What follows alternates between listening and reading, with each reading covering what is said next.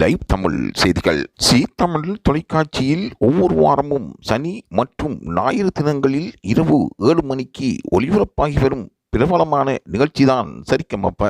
இந்த நிகழ்ச்சியின் 4வது சீசன் தற்பொழுது கோலாகலமாக நடைபெற்று வருகின்றது.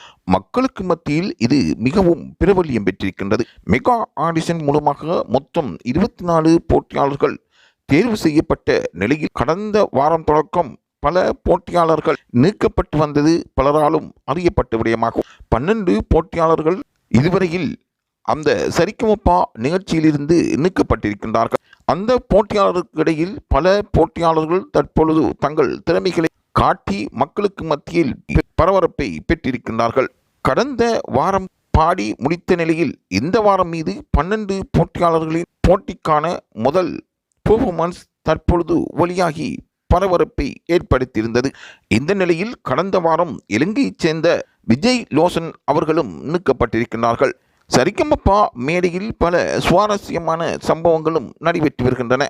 அதாவது விழுப்புரத்தைச் சேர்ந்த ஆட்டோ டிரைவரான வீரபாண்டி பருத்தி வீரன் படத்தில் இடம்பெற்ற அறியாத வயசு புரியாத மனசு என்ற பாடலை பாடி நடுவர்களை மிரள வைத்திருக்கின்றார். அரங்குமே அசைந்து போய் நின்றது.